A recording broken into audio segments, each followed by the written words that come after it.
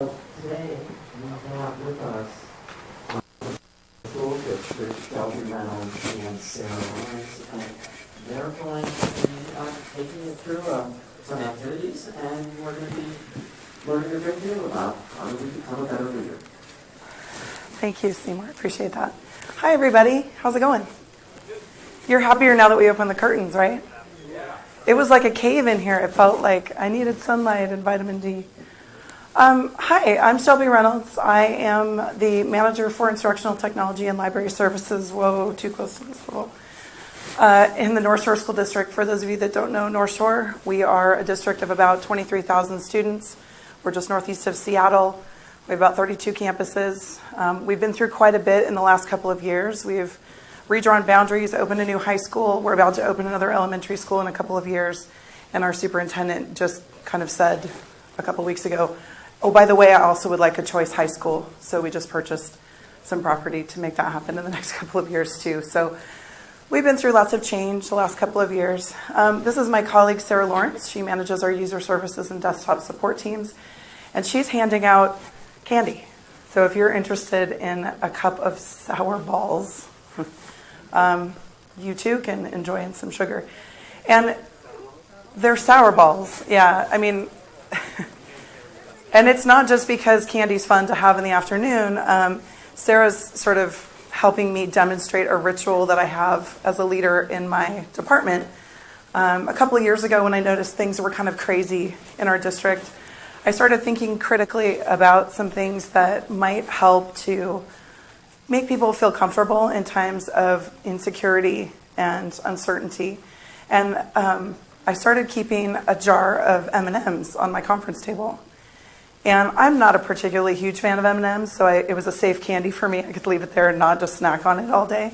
But what I noticed was that people were coming in, and we would start a conversation after they had opened the jar and grabbed a handful of M&Ms. And lo and behold, after a few weeks, people started saying, you know, these M&Ms are great, but you know what I really like are the peanut butter ones. Or you know what have you had the almond ones yet?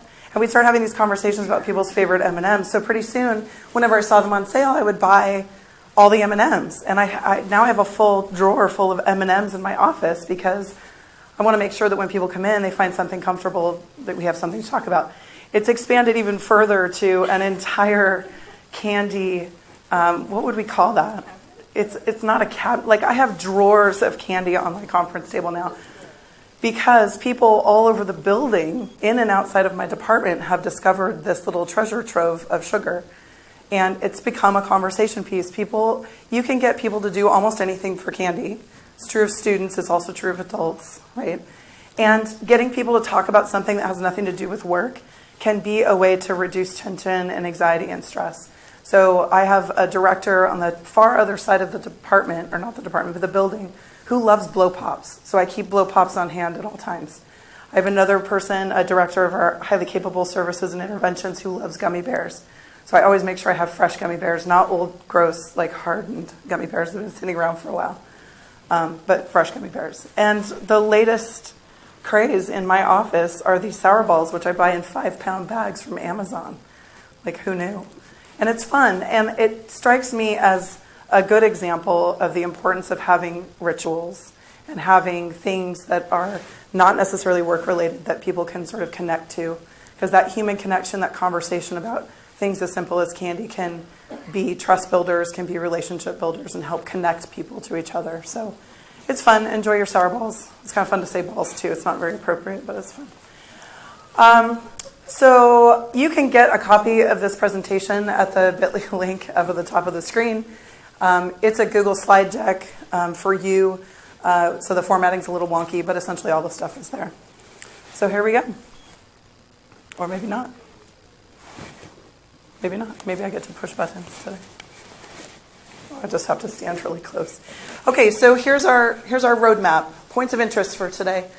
We are going to start by orienting ourselves internally to a problem of practice.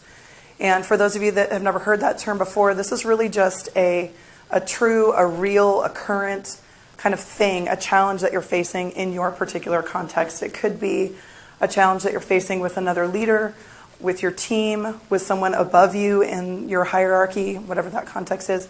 It could be a problem of practice related to strategies for customer service, like we were talking about in Bob's session just a bit ago. But be thinking about that, because I'm going to ask you to use that as a set, as a way to be thinking about the stuff that we talk about today. And you have to share that problem of practice with somebody near you. So if that problem of practice is the person sitting next to you, you may want to consider quietly moving. We're going to focus on 3 strategies today. And these are big strategies that, an hour and 15 minutes or whatever we have is really not going to do justice to the stuff you can learn about these particular strategies. But I'm just going to give you a little taste, and then I'll send you off with some references to things that you can read and discuss that might make good book studies for your department or your variety of teams, or just things that you read or discover personally to change your leadership styles. The first one we're going to talk about, I just call turning to curiosity. This is the notion of the asking of good questions, right? Sometimes asking questions can elicit new thinking, generate fresh perspectives, invite people into a conversation they may not feel connected to. And it seems like a simple strategy, but it's a really effective one, so we're going to talk about that. We're going to try to unpack human behavior. That's a complex problem of practice in and of itself, right? People are tricky. People are interesting. People are complicated and fascinating. And we're going to learn a little bit about how the brain works and apply that to aspects of leadership. And then last, and probably the most complicated, we're going to talk a little bit about a frame called leadership agility, which is documented in a book by, Josephson Johnson. I'll give you a reference later. But it's a pretty in-depth field of study that looks at levels of leadership and the practices that you can employ to move yourself through those levels and leverage those levels in different contexts depending on what problem you're facing. And excuse me, I'm getting over kind of a nasty laryngitis kind of thing, so I apologize for the crackly voice. Any questions? Any comments? Thoughts? Everybody got sour balls? Okay. My clicker doesn't work. It's fun. Oh, yes, it does. Sorry. It works when I stand close. Okay. So who's familiar with Simon Sinek? He wrote the stuff about knowing your why. Like, you have to know your why before you can start thinking about your how. He wrote Leaders Eat Last, I think. A couple other things. He's got a ton of TED Talks. Good guy. Very down to earth in terms of his leadership suggestions. And one thing he says is that leadership is a way of thinking. It's a way of acting. And most importantly, a way of communicating. What strikes me about this quote is that it doesn't say a leader is someone who has lots of letters in their title, or who makes the most money, or sits in the high part of the hierarchy. You can lead from wherever you are and in whatever context you're in. It might be a personal leadership opportunity. It could be in your place of worship. It could be in your community. It could be in your work environment, whether you lead a team or you lead one person or you lead a whole department or a whole district. Leadership comes in many, many fashions, right? But it's not about titles, and it's not about where you are in the hierarchy.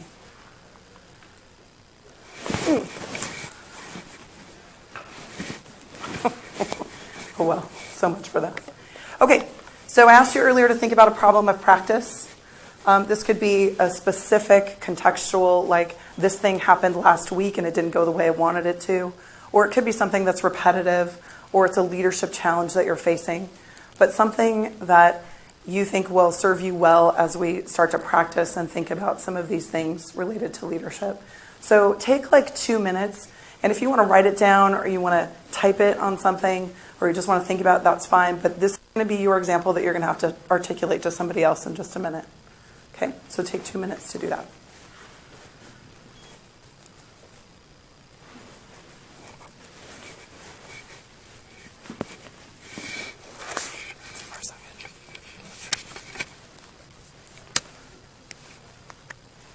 Stare at it. I keep walking too close to it, and then I see myself, and I'm like, oh my God. I just stopped saying balls.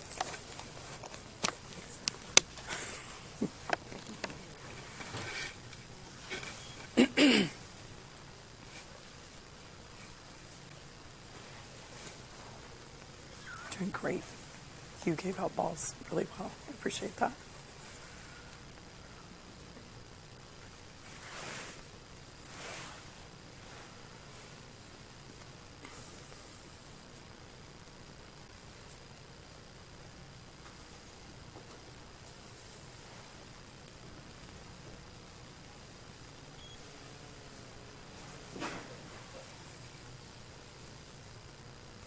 Okay, so hopefully you have some notion in your head of what it is that you are going to be thinking about for this next hour-ish. Turn to a neighbor and have a conversation where you share your problems of practice. But listen, we got a rule for this one. You can't try to fix the other person's problem of practice. There will be no offering of advice. There will be no, oh, have you thought about trying blah, blah, blah, which is really just a polite way of saying, you should do it this way. We're not going to do that. You're just sharing because we're just making a connection with the people at your table. You're just going to have a conversation. This is my problem of practice. This is the challenge I'm facing. You're not going to fix it. Nobody's fixing anything at your table today. Okay? Have a conversation with the person next to you.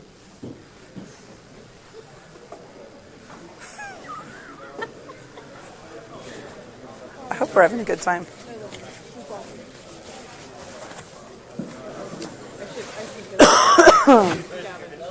Joyner and Joseph's. Joyner and Joseph's.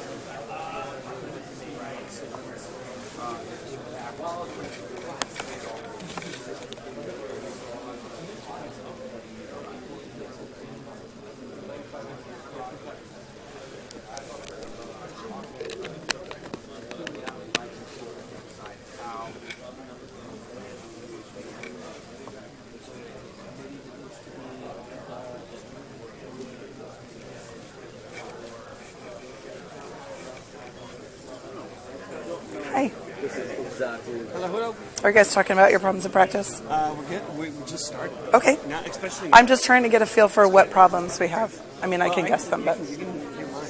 Okay. I'm gonna call you out on your problem. Are you his problem? He's gonna. Troublemaker. He is now. Yeah. My problem. Yeah. No, my problem is Dan. It's Dan. Well, yeah, of course. You with him all the time. Well, develop that. Think about that. We'll talk about that. We'll talk about Dan.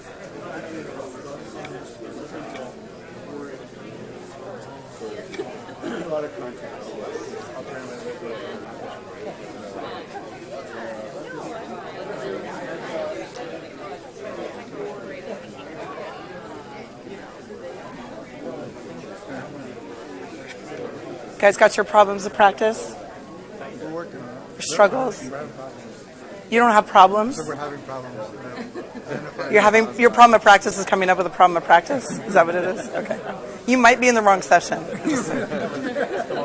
Tomorrow, yeah. Or tonight, maybe down at the Mallards or whatever.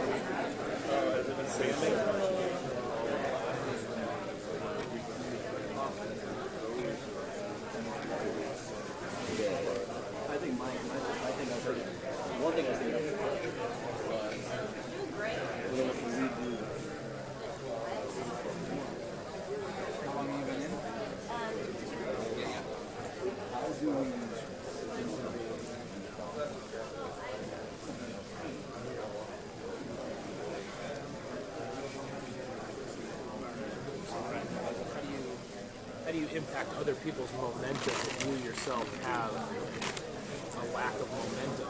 Yeah. Right? If you've been stifled, how do you light somebody else's fire?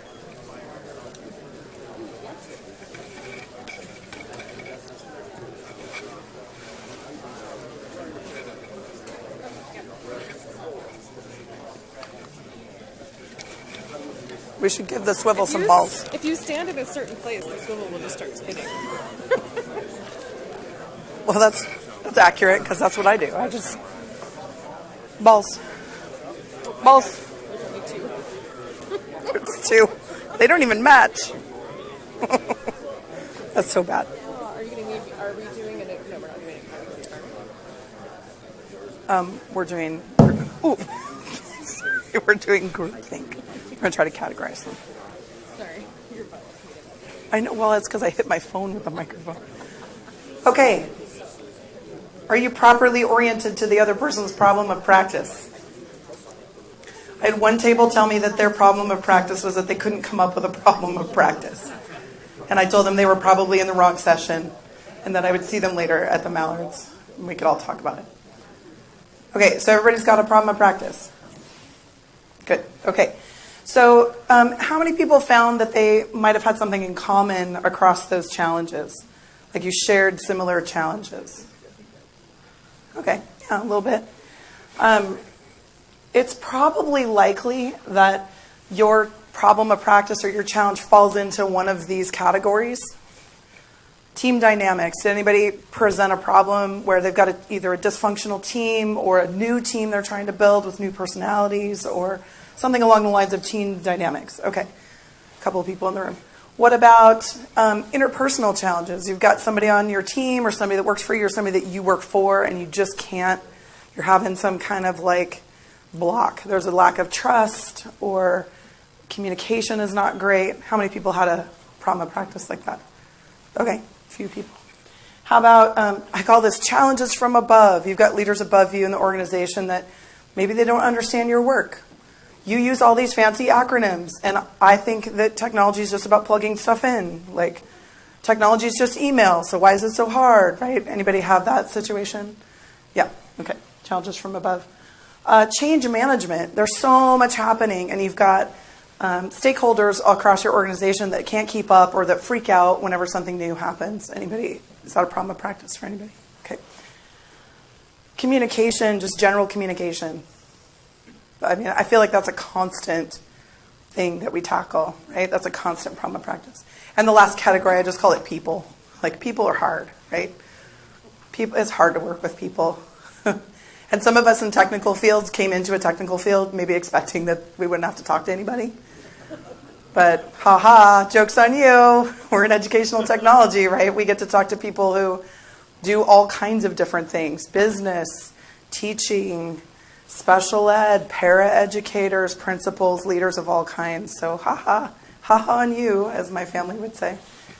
You get to work with people, and people are tricky. So let's talk that through a little bit by unpacking a strategy. So I've been managing this team for almost 15 years now, and in my first few years as a manager, I thought, I'm the manager. I need to have all the answers, and I'm going to tell everybody what to do because that's what a manager does. Anybody feel that? Like in the first part of your career, first time you were a supervisor or manager, you were like, managers just tell people what to do. They like give direction, right? Is that a familiar feeling for some folks, right? About 6 or 7 years ago, after years of trying to figure out what it was to be a manager, I started working with a coach, with a leadership coach. Changed my life completely. And I thought when I first started working with her, it was like under a program that our superintendent wanted to put together to like grow leaders in the organization. And I thought, this is going to be great. I can look good to my superintendent by participating in this program, right?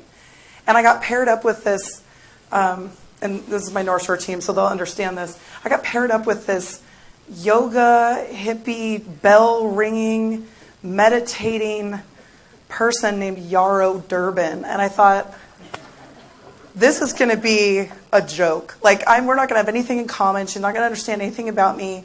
I don't, what is she? She's got like Birkenstocks on and funny hair. And like, I just thought, this is going to be painful.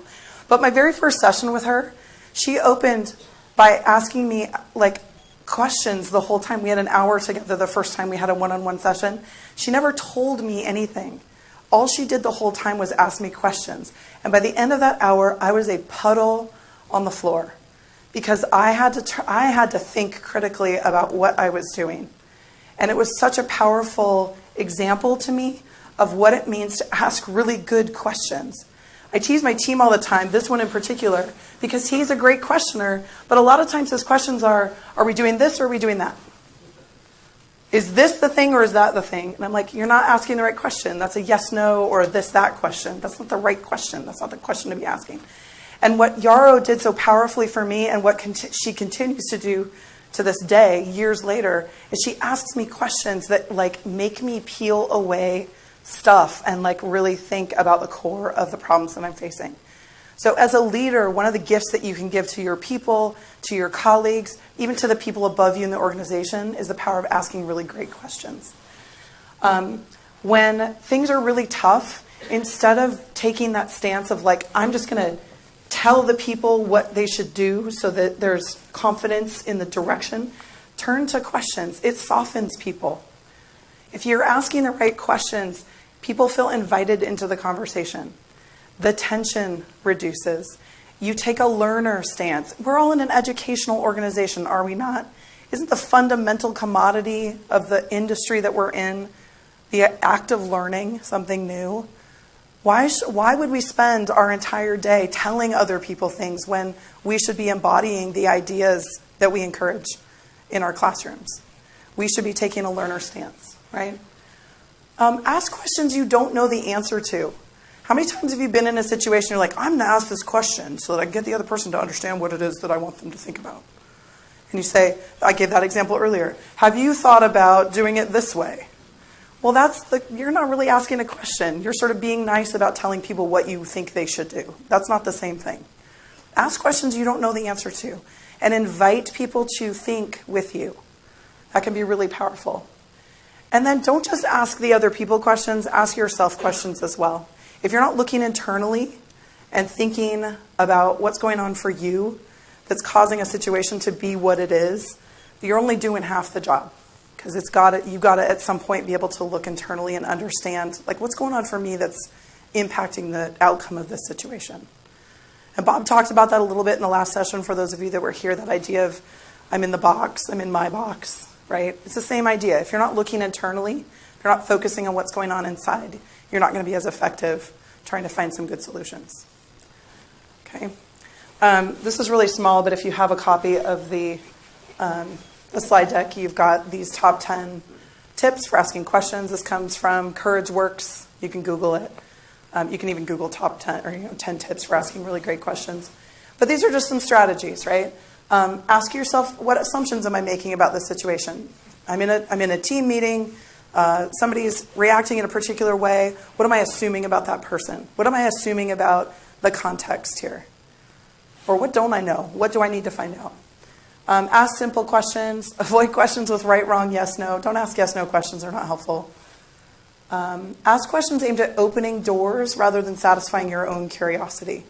If you're truly living in a sort of servant leadership or thinking about the other people kind of leadership stance, then your questions should be helping to elicit some thinking for them, not just because you want an answer to something. If you can get them to think about something new and open a door for them, you're going to have a really rich experience with that person and in that context. Ask questions that go into the person as well as the problem. Sometimes using a metaphor is really helpful. My team teases me about this all the time. Gavin does this too. He thinks in metaphors. So, this situation is kind of like a lacrosse game where like he's the goalie and she's I don't know positions in lacrosse, but the guy with the stick, I don't know. And they're running down the field and then the ball and something, right? Like sometimes a metaphor can connect people to ideas and situations in no other way, that no other thing can. So think about metaphor. And it's fun too. Make people draw a picture. Like draw a picture of the situation, right? It will help people understand your thinking and you can understand theirs better. Trust your instinct. If you aren't sure about what question to ask, don't just start talking. Don't just start making words come out of your mouth. Sit with it for a little bit and pause. Be thoughtful. Watch the pacing of your questions. I have been in too many situations that I hate to admit where I was so excited about a thing that I just started like sending the questions out. Oh, what if we did this? What would happen if we thought about this? What if we blah, blah, blah? And for people that don't enjoy that kind of thinking, particularly, I don't know, deputy superintendents or superintendents who only have 20 minutes to meet with you, or who are very set on a specific outcome for that meeting. The exploratory, I'm just going to pepper you with a bazillion questions that you probably don't have the answer to, can be very threatening, especially to non-technical people. So be very cognizant of the pacing of your questions. Question after question after question, depending on your audience, can be icky and bad. Avoid storytelling or, when I was in blah, blah, blah, blah, blah, back in such and such a day, I found it helpful to such and such, and now I'm going to ask this question, right? That's not helpful. It's sort of braggy, if you will, and I would suggest that you avoid it. Okay? Here's some example questions. So we talked a little bit earlier about some of the situations you might be dealing with, and again, the text is small here, but you have access to the slide deck and you can look at it. For example, in the people category, if your problem of practice is a person or you're having some sort of interpersonal conflict, one question you could ask yourself or a team that might also be dealing with this person, maybe it's a snarky person on the other end of a tech support call who's just nasty. Just whenever, anybody have this situation? You've got a teacher or somebody else who, whenever they call tech support, the number shows up and there's an audible gasp in the room because you know who's going to be on the other end of the call. Yeah, we all know that person. A question to ask is, what could be motivating that person? What could be going on for that person where every time they call tech support, they are just nasty on the other end? If you could put yourself in their shoes, there could be some things going on for that. Maybe they're freaked out. Maybe they feel like it's their fault that stuff isn't working and they feel threatened or they feel ashamed, right? The power of shame. Anybody watching Brene Brown stuff or reading her books? Amazing work. We'll quote her in just a minute, but shame is a powerful motivator, right? And maybe that person on the other end of that tech support call is experiencing some shame that's causing them to behave in a particular way. If you can't take that stance, you're not going to be as effective helping them with their problem. If you've got a problem of practice related to decision making, one question to ask is, whose decision is this to make? Gavin and I were talking about this at lunch today. He's doing a think tank, is that today? On drones and policy and all of this stuff, right? We're not in a position in the roles that we're in to enforce a policy about how drones are flown at schools. So unless we have a thoughtful conversation about whose job it is or whose decision it is to to put a policy in place and enforce it, all the work we do and all the conversation we do about drones is not going to amount to much, right? We've got other people we need to bring in and inform and have conversations with in order for that to go well. Otherwise, it's a waste of effort and could cause some issues, right? If we don't get this policy in place and we don't invite these other people to talk, we could have teachers flying drones illegally at our schools because they don't have the right licensing or whatever. Kids could get hurt. That's bad, right? Thinking about conflict. This is a good one. If you're experiencing conflict and you're sort of at a standstill, you're not sure how to proceed, one question to ask is, have we sought input from all the stakeholders here? Could we stop and take a step back and go, is anybody's voice missing in this conversation? And if so, who might that be? Whose voice might that be? And how could we elicit some information from them? My battery might be dying. I don't know. And then in terms of impact, you may not have a problem of practice specific to impact per se, but we want to think about maybe changing the batteries in the mic. We want to think about the possible impact that your decision or the outcome of whatever it is that you're focused on could have on the stakeholders. So as you're thinking through a solution or thinking through a thing, you could ask things like, what are the risks and the benefits here? What's the impact if we did nothing? What's the impact if we did this thing or this other thing?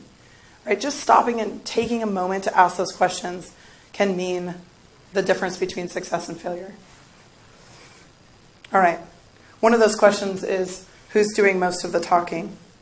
And I'm doing most of the talking. So I'm going to hand the microphone over to Sarah, who's going to invite you to have a conversation with your buddy.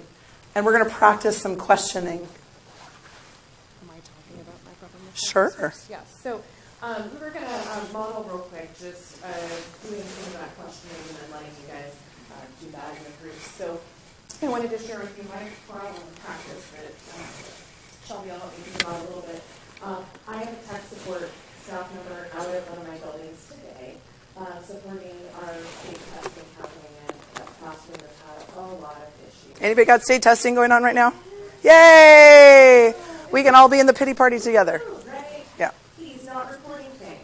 He's not reporting issues to the people he's supposed to be reporting them to, and I'm finding out about it from the teacher. And I can't get a hold of him. I call him, I message him on Hangouts, and no response. So that is really frustrating for me today. That's kind of my problem in practice, and this is the first time that's happened with that person. So, Sarah, could I ask you some questions about that situation? absolutely.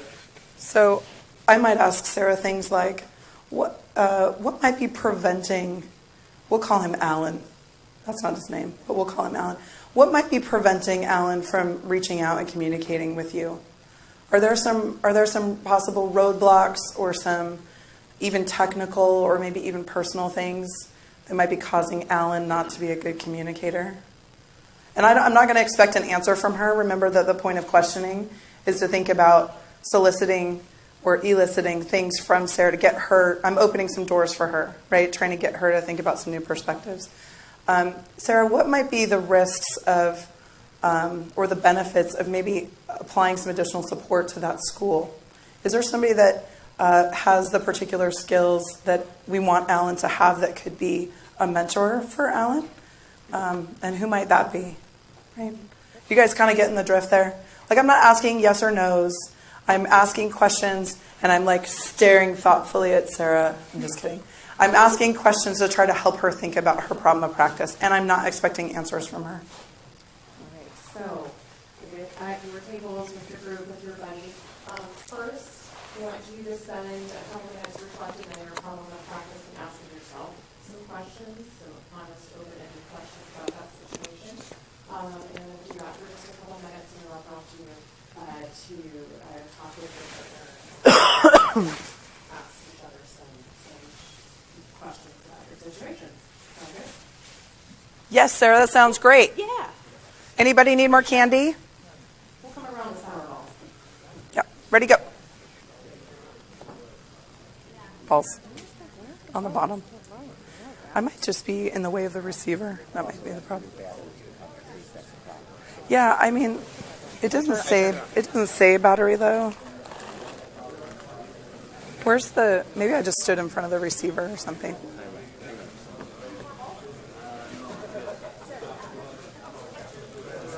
Said the batteries were replaced before this session. Yeah, it looks fine. I think I was just standing in the wrong place or something. Yeah, and they said if you like want to be more of a rock star, put your hand up further. The sensor is down low. That could be interrupted. Oh, like I should hold up here. Yeah. That feels like a 4-year-old holding a bag of candy. You know, they hold it around the neck as opposed to like holding it down. That's just I'm just the messenger. I never use a handheld. I always have a lapel mic or whatever. It's fine. We're good. I got mic 101 from Rich, and now I'm good. That's what's happening. See, if we were doing the prompt process, you do the first action. I wonder what you're doing now without retirement. I wonder if your why has changed. I bet you have lots of questions, Seymour. Was your why of existence before you retired your job? No, I hope not. why. He's still involved in retirement. Got it. But it's how involved does he want to be? Yeah. And when and with what? So the same kind of things. What are we both express similar? We both have this. We have the same job, essentially. And we're on the same team. Probably Why the issues are similar.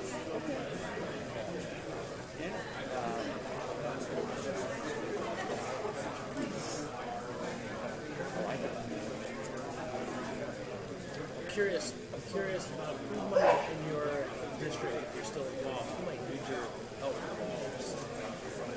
That's a good question, Gavin.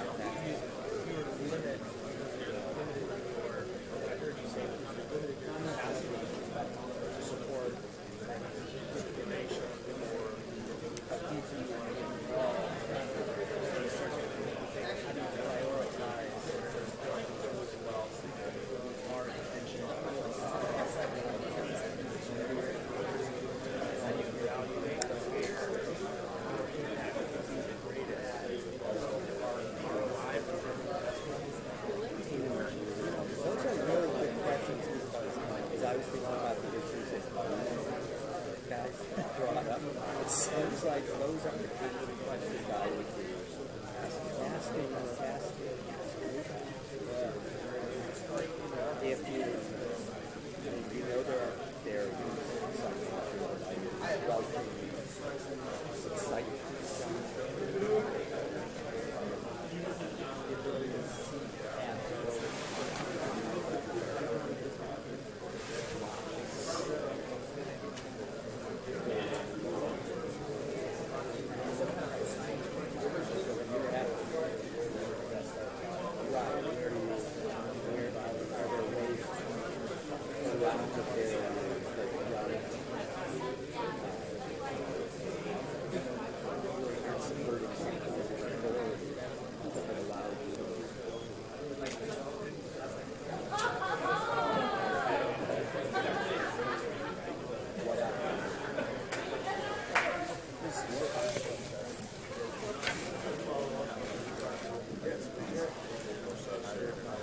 Okay. Oh.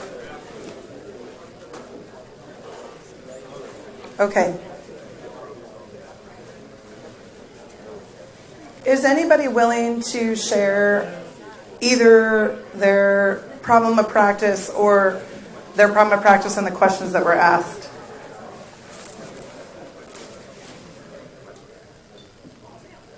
I'm so glad you're having hearty discussion. It's awesome.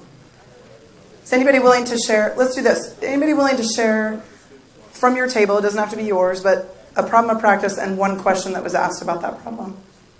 Just to give us a good example. Yes, back there. I have a coworker who has just been assigned to accessibility for the Department of Education. And this person's been working in accessibility and he cannot, for the life of him, train anyone. Like his training skills are terrible? Oh. Okay. Yeah, you just offended like 3/4 of the room, but that's okay. That's all right. This is a safe space. It's all right.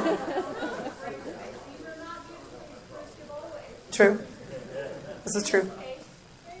Yes. Okay. So my problem of practice is how do I minimize the damage he's doing without destroying his. Okay. And the question that was asked is he amenable to training? Is he amenable to training? That's a yes/no question. I do it all the time. Yeah, Josh is really good at yes/no questions.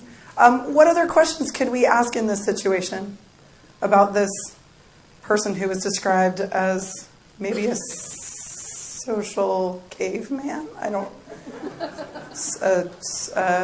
Socially inept employee. Okay.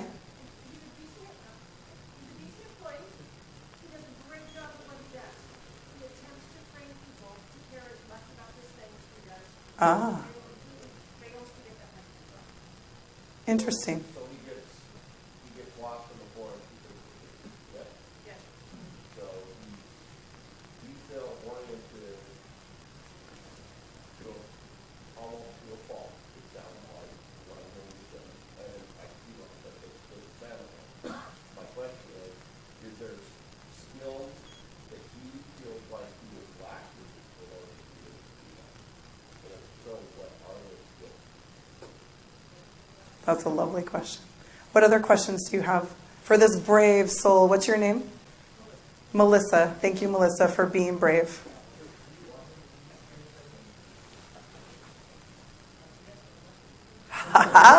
You guys are catching on. I love it.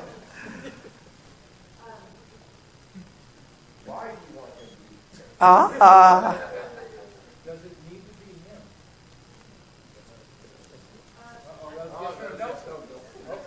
And it may be fixing it. What other resources do you have?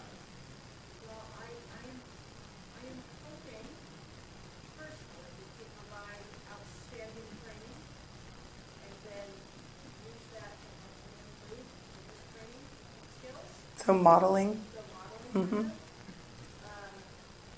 And I still have the question of whether that's going to be a story of the person, right? Like, I don't want to do that in such a way like, this is your outcome. Yeah. Question. A comment? Sure. We have someone similar to that, amazing guy, and he likes to write novels. Oh, anybody have that problem? You got somebody that you work with that? Move your audience. Yeah. They want a technical person, Yeah. and they'll ask you to piggyback onto that a little bit on graphics. We had a challenge with our tech professional development actually being able to take the design of our features. And so we shifted our model to doing just recording video clips. And maybe that could be a thing, keeping the thing a little and a half, 2 minutes. Yeah. Every highly powerful video clip, and then great. So two thoughts on that, because I just want to make sure we're sensitive to time and we keep things moving. First of all, I really appreciate you taking a risk and sharing your problem practice with a huge group of people.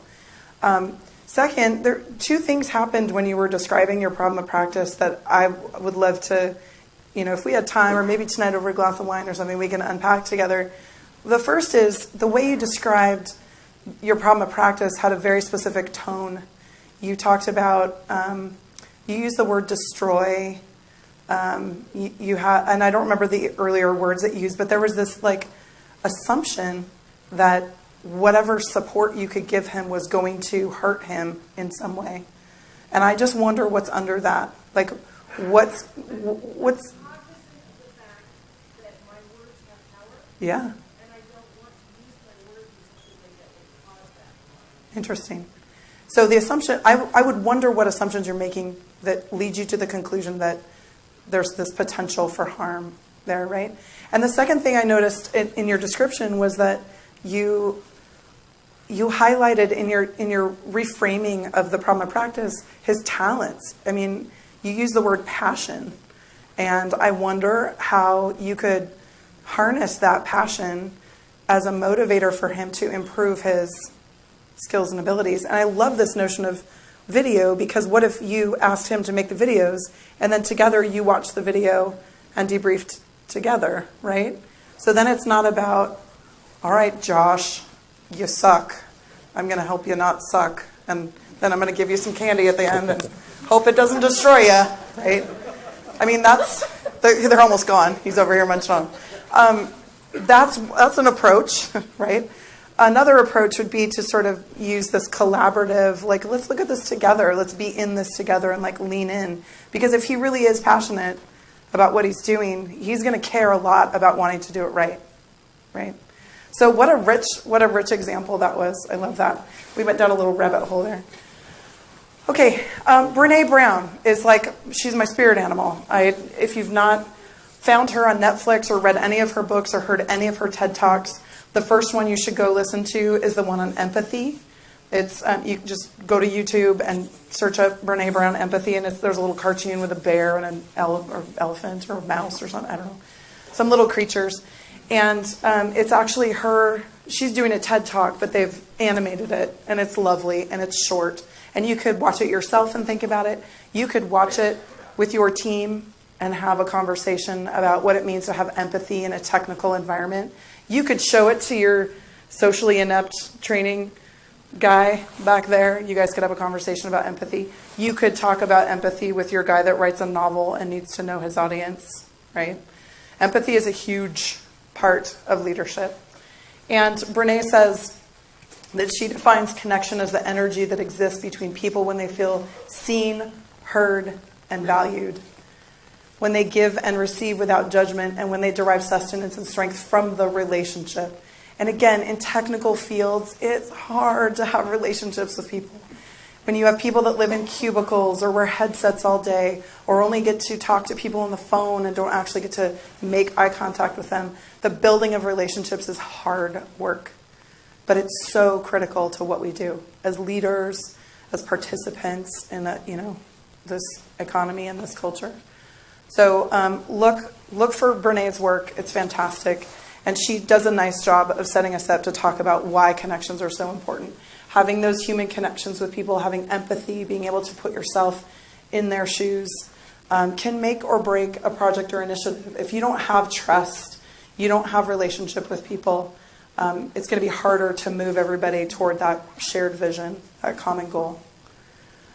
One of the models that we talk about a lot in North Shore that applies to so much and is so simple is one from, I think his name is David Rock.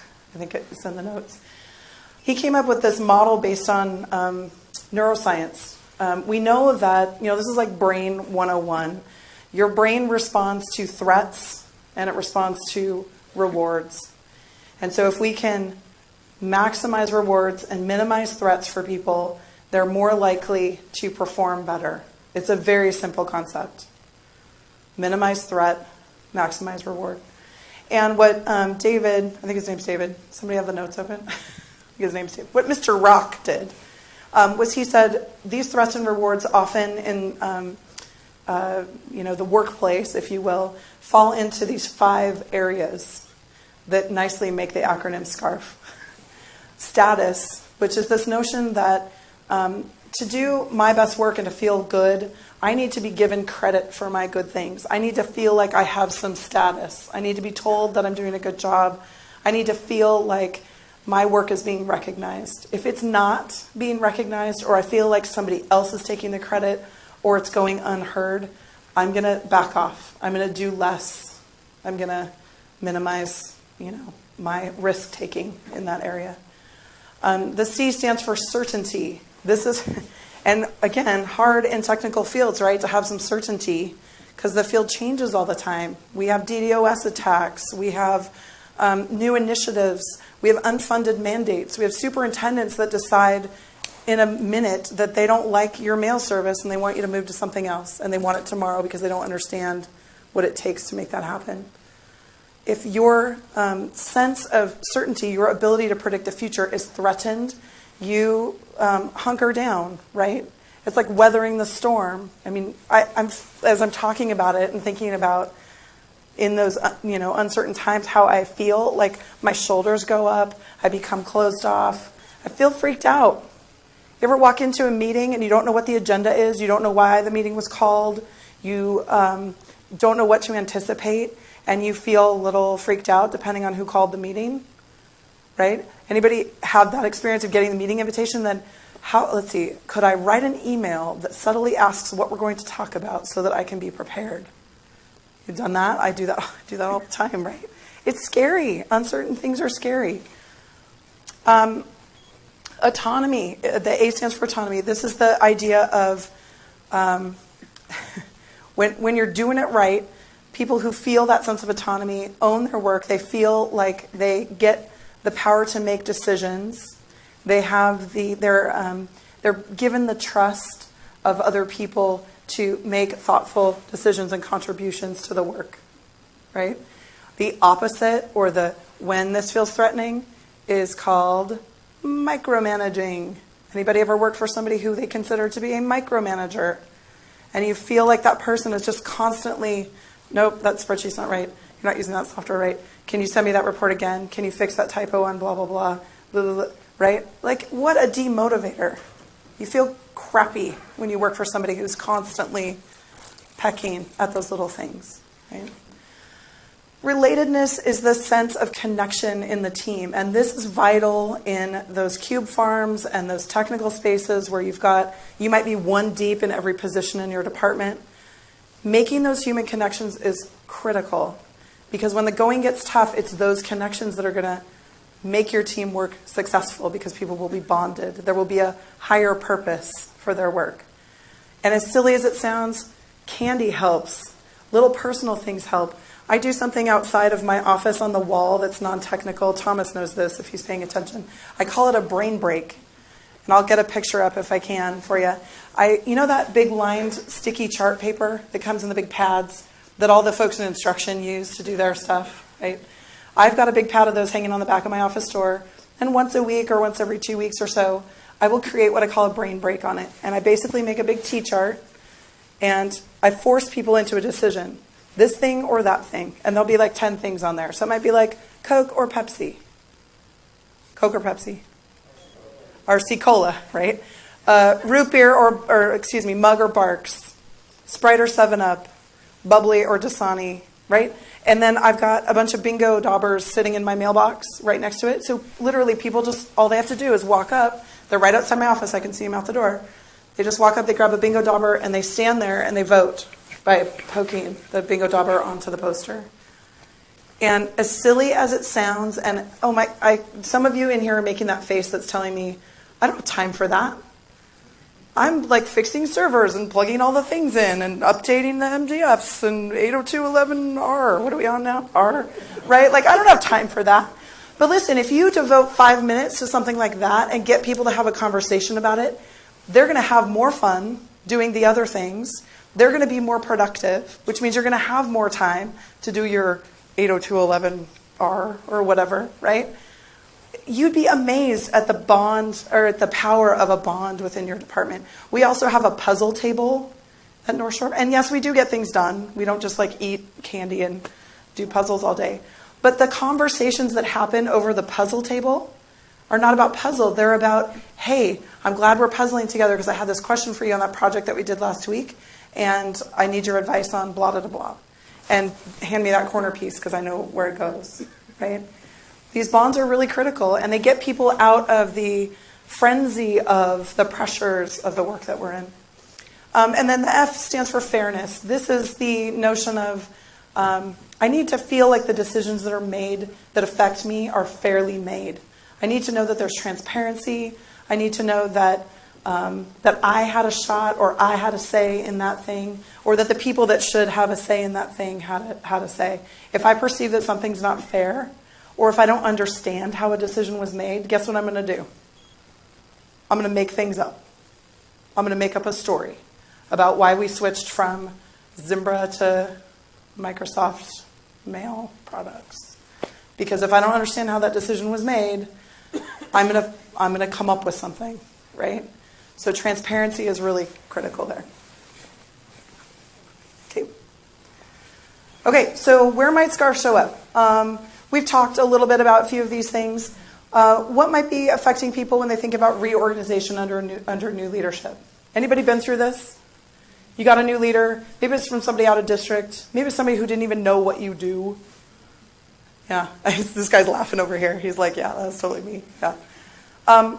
So think about SCARF, SCARF, so status, certainty, autonomy, relatedness, fairness. What if that leader, in your eyes, has no right to lead a technical team?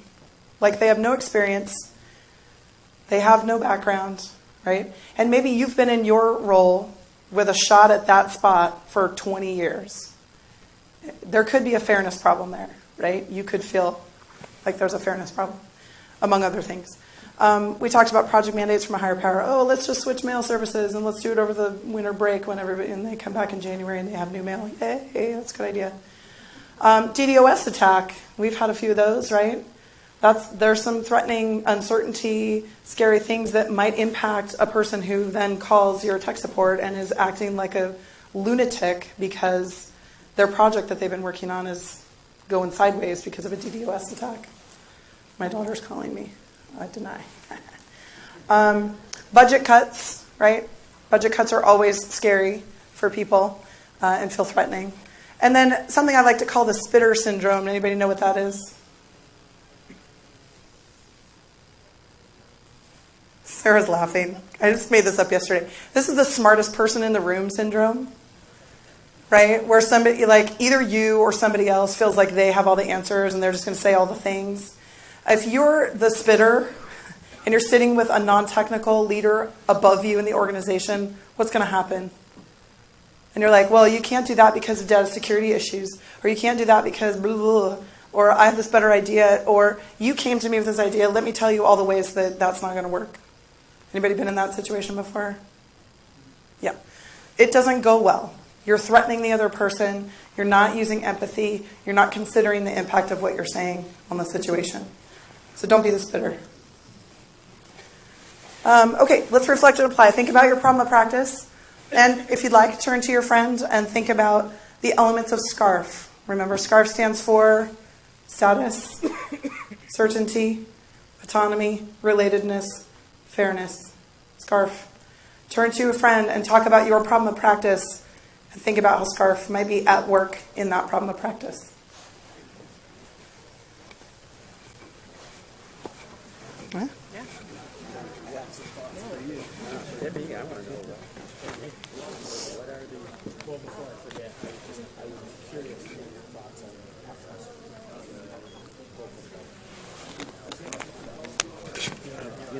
you said something. Is that the Maggie call, like, was she supposed to call you when she gets home from school? No, she already did that. I don't know why she keeps calling. Because she wants a box. Is Grandpa coming too? Do you? Well, Emma, play with me. The less authority you have to make that decision. So within this, I look like a giant monster. Well, just I'm just like, it's time for me to stop drinking so much. Just kidding. Just kidding. like, well, don't start that tonight, No. okay? You can start that tomorrow. Okay, and we're done at 5. We're done at 5. And I got to get through Yeah. the big one, which I'll just get. We're just going to call it an amuse-bouche. It's an appetizer. It's the midnight sampler at Denny's where you get a little taste. I don't know why you put my name on this presentation. Oh, I'm sorry. You don't have to be sorry. I didn't do anything. You did it. Do you want to facilitate the? Oh no, I have no Okay. desire. Okay. You're totally. Oh no, I'm not saying that as in I want to be talking more. You know what you could I'm say? saying Would that you? Would you? You did everything.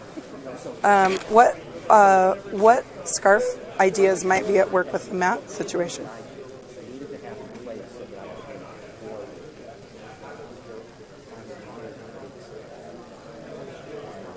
Certainty, like I for myself, certainty, because I jumped to some conclusions there. Like I kind of I sent him an email and I jumped to some conclusions, and so for me it was like I was uncertain about what was happening, and my brain reacted for this. I mean, That's interesting. I would be happy to share that because I think you totally should. I immediately sent him an email where were you? Why weren't you in the classroom?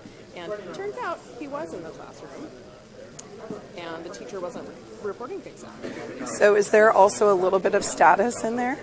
Like where the teacher is having an issue giving Matt the the credit for being able to do his job? Potentially. She's going around him? Potentially. Or something. It's not exactly scarf. I don't think that's what happened. I think what I think actually happened is he left the room and came back in, to deal with some other thing, right? And he came back in and she didn't tell him about those things. But I assumed, I can't get a hold of you. And I jumped to these conclusions because I was uncertain about what was going on. What else is there? Why don't you give that short example and then invite somebody to talk about it from the audience? Yeah. Shall we go ahead? Yeah, and maybe, before you start talking about yours, maybe talk about your experience with having a mentor, having a coach for this last year, and how impactful that's been for you. We've done a lot of stuff. Yeah? All right. Because we're a little bit short on time, I'm going to go ahead and pull us back together. The last stop there. I should tell you a little bit about myself. I'm only in my second year managing the user services team at North Shore, and I've also had the opportunity to work with a leadership coach, the same one who did the where's that, hammer pants and all that. But, she, again, peels away the layers of questions and makes me cry, and But SCARF has actually been something that's been really, really helpful for me. I have people on my team that really, really value autonomy and status. And as a leader, if I can be strategic with that person who I see is frustrated and sometimes unmotivated, if I can provide that person with opportunities to have autonomy, have a pet project, that has proven to be a really valuable tool in my leadership tool. Speaking about SCARF in the context of my own problem with practice, my tech out at the building who wasn't communicating with me, and I found out about all of these issues. I actually was thinking about SCARF and reflecting on myself. I reacted very strongly and very immediately when I received this information. I had a lot of uncertainty there. And my brain said, That's not appropriate, Sarah. where are you? Where are you? Like, Alan, we call him Alan, right? Like, Alan, were you in this classroom? If not, where were you? And turns out he was in the classroom the entire morning, right? So instead of stopping and asking open questions, I let the uncertainty take over and kind of had a little bit of a hard reaction. So that's one way to think about SCARF. You can think about SCARF in the context of the person you're working with, but also reflect and think about that for yourself as well. Yep. Does anybody want to share an example of how SCARF might be at play in your problem with practice?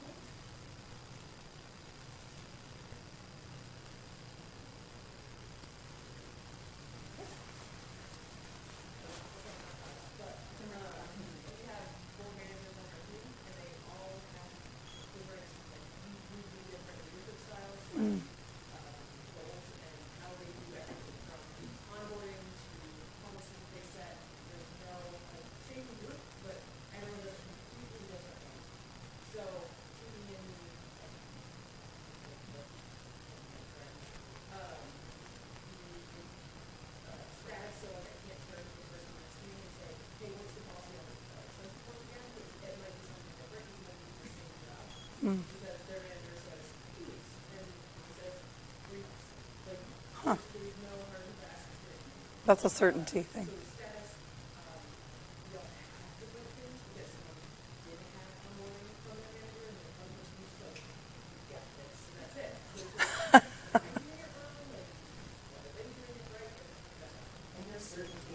A lot of it, yeah.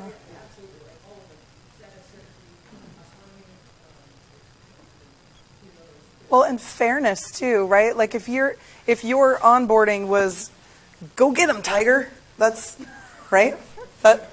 That's not as well intended as that might be. Like you got it, go get it, girl. You're not given the same resources and opportunities that other people who might have similar jobs or be at the similar level were getting simply because they had a different manager who had a different idea of what onboarding was. I mean, I hear a lot of fairness in that, right? Yeah, right. Yeah. Good. Oh, good. I'm glad to hear that. Yeah. Yeah, I mean, it's really simple. And I was, Sarah and I were talking about this presentation. She really helped me develop some of the content here. I was like, is this going to be too simple? Like, this doesn't feel technical. This doesn't feel like I'm going to teach them about data security protocols or anything like that. But I feel like it applies not just in our work environment, but at home. Like I find myself thinking about SCARF with my kids. I have a 13-year-old and a 9-year-old at home. And 13, oh my God, 13. Anybody have had a 13-year-old and survived? I mean, yeah, there's a lot of SCARF in my house all the time because I'm thinking about what's going on for them, neurologically. Okay, so the last thing we're going to talk about is actually the meatiest. And we're not going to spend a ton of time on it because it is complex, but I'm going to give you just like the amuse-bouche, the little taster. I'm going to give you didn't Denny's used to have like a midnight sampler? Like it was a little bit of everything, right? You're getting the Denny's midnight sampler. Nobody thought that was funny. Nobody had the midnight sampler? Like cheese sticks and onion rings and It's like the thing down in the Mallards last night, actually. It's like a Denny sampler. Anyways, Bill Joyner out of Harvard wrote a book with his buddy, Mr. Josephs, whose first name I can't remember, called Leadership Agility. I couldn't find my copy. I think it's in a different bag at home. I was going to bring it and show it to you, but you can just look it up. Their work is complicated, but it has some notions that I think really apply well to the work that we do. He says leadership agility is directly analogous to organizational agility, which is this notion to take wise and effective action amid complex, rapidly changing conditions. Anybody work in an environment with rapidly changing conditions? Yeah, all the time. And we need to build our ability to be agile so that when complex or novel things come up, we can respond to them well. We have a wide variety of tools and resources at our disposal to be able to respond.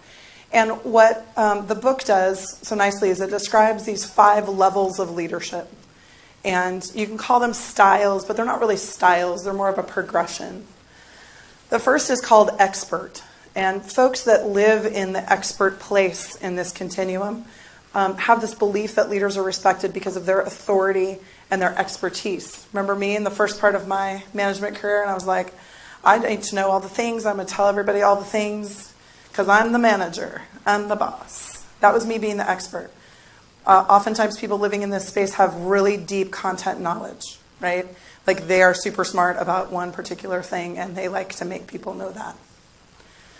It's not bad to be an expert. Sometimes being an expert is the thing that's needed to get you through a crisis or to respond quickly to something. It's knowing when to be an expert. That is what agility is all about. Achiever folks believe that leaders motivate others by making it challenging and satisfying to contribute to larger objectives. So you've got a project goal, you've got some kind of metric you're trying to reach, you've got a report to put together. And the folks that live in an achiever are really good about sort of motivating people to work together toward that goal, that task, right, towards success. The next level is called catalyst. And this is slightly different from achiever in the sense that instead of that project or that goal or that milestone that they've motivated people to get around, catalyst can articulate a vision. Like, what's 5 years down the road, right? What's the meaning of what we're doing? What is it that we believe? What are our core values? And who are the right people to bring together to transform that vision into reality? Do you hear how that's different than achiever? Right? Achiever's like, I've got this project, and this project has a finite outcome deadline, right? And if I'm an achiever, I'm motivating people to get excited about accomplishing that thing, and then there's the end. Yay, we're done, success. Whereas catalyst leaders can say, well, we've got this vision. We want students to be able to, do well on their math assessment or whatever. It's not a great vision. But we want students to be contributors to a digital economy. And they can pull the resources and the people together to make that happen. That's slightly different than that sort of project-oriented view that achievers have. The last 2 categories, and research says very few people live in these spaces. I mean, there's a good amount of research that's reflected in the Joyner and Joseph's book.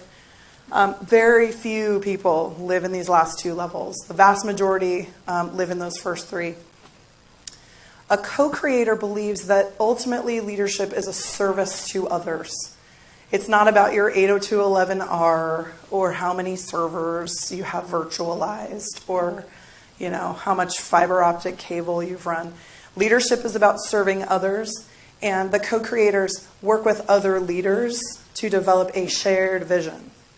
That it's no longer just about like my vision that I'm going to get people to get rallied around. It's about creating a shared vision and moving toward that.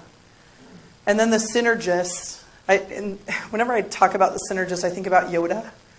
I don't know if that's a totally accurate metaphor, but the synergist experiences leadership as participation in life's purpose that benefits others and serves personal transformation. So the person, and literally it's like less than 1%, the research says people behave or act as leaders in this area. that this is, leading is about personal transformation and like life's purpose, not just the vision for your district or the vision for your department, but like life's vision. I want to make the world a better place, and my role as a leader is to do that through my personal transformation. So these are pretty lofty, and certainly you can aspire to them. I think for the most part, would it be safe to say that most people in this room identify with one of these first three sort of leadership places, right? How many people feel like they're in expert right now? It's safe to admit it. I live in expert sometimes. If Gavin's my newest tech coordinator, and sometimes I just got to be expert to help Gavin understand context for something. I just got to give him the information, and that's okay. Sometimes it's better for me to encourage Gavin to learn something on his own without giving him the answers, in which case I might be in either Achiever or Catalyst. It's not like you are stuck in expert forever, or once you get to Catalyst, you never go back to expert, right? Sometimes the whole purpose of being agile is to be able to move through these levels, if you will, to be able to accomplish your goals. Okay. So it's one thing to know what those levels are. It's another thing entirely to figure out how to move through those levels. And what Joyner and Joseph tell us is that if you practice these competencies, these skills, these very intentional moves, you can develop your agility. You can develop your ability to live in one of those non-expert places. And the 4 competencies that they talk about, and they've got this fun little compass diagrammy thing that's, if you're a visual person, you can certainly look at that. And you can just Google it too, levels of leadership agility, compass. But the 4 things they talk about are context, stakeholder, creative, and self. So within context, practicing context setting agility means that you're stepping out of the situation you're in and you're looking at the context. What are the other factors at work here, right? This project is not going well, or this person is struggling. What other context, what other factors might be involved? And they might be systemic. You might have to look across your organization. You might have to look across the state or region to understand what those factors are. The stakeholder agility practice asks you to step back and try to figure out, have I engaged all the stakeholders that need to be participants here, that need to have a voice in this? And if not, how can I invite them in to have a conversation? So this is that notion of like inviting other voices, getting other perspectives, so that you can have the best outcome for what it is you're trying to achieve. Creative agility asks you to think outside the box. I think one of the traps we find ourselves in this work is, well, we've always done it that way. We did it that way last year. Why wouldn't we do it that way this year? There's this notion of like, if it's not broken, don't fix it, right? And we work on cycles. We have school years that we abide by. So there's this natural cadence, and sometimes there's this expectation that, well, if it worked last year that way, it should work that way this year too. But if you're really being agile and you're thinking about creativity, you should be able to not throw that out per se, but be open to thinking about new ways of doing things. And then the last competency is, once again, looking inward and thinking about yourself. What is it that's going on for me that's impacting this situation? How can I be more aware of my thoughts and feelings and behaviors so that as I move forward with this project, or I develop the skills of my team members, I can be the best I can be for them? So Joyner and Josephs ask us to think about these 4 competencies to help us develop that leadership agility. And again, that was just like a super fast drive-by of the concept of leadership agility. So just to kind of close things up, if you want to, you certainly can, turn to a neighbor, have a conversation about either the leadership agility stuff as it pertains to your problem of practice. Are you living in expert a little too much? Could you employ one of those competencies to think a little more critically about your problem of practice? Do more stakeholders need to be involved, for example? As a closing, if you'd like to turn to a neighbor and chat about that, that's great. I will leave the sort of summary slide up here so that you can think about all the practices we've talked about today. And we'll also welcome any questions. I think we're done at 5, right? 5 o'clock. Look at that. Boom. 5 o'clock. Questions? Comments? Yes.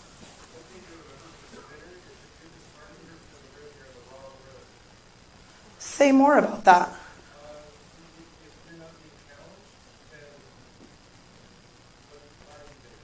If you're not being challenged, why are you there? So his comment was, one thing to think about Spitter is if you're the smartest person in the room, you're in the wrong room. Or I would challenge that to say you're not in a learner mindset. If you assume that you're the smartest person in the room, that means you're not turning to questioning and curiosity.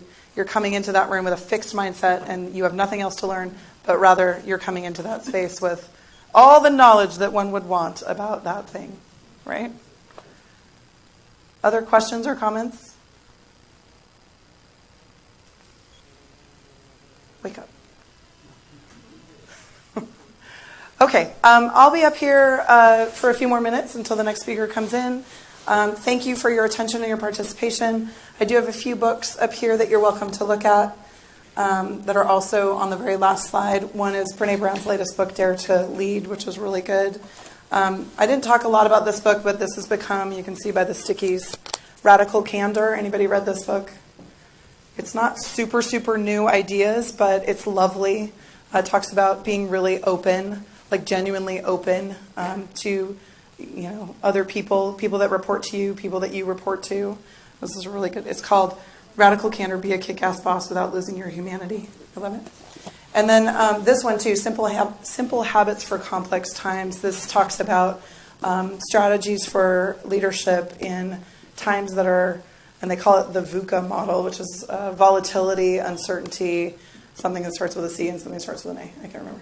But great book, good practical strategies if you're looking for something to read with. Maybe those 4 managers that are all completely different need to do a little book study. Maybe have a little conversation about some leadership skills. Thanks again. I'll see you guys later tonight at the Mallards thing, and we have more candy. So thanks a lot. Enjoy the rest of your conference.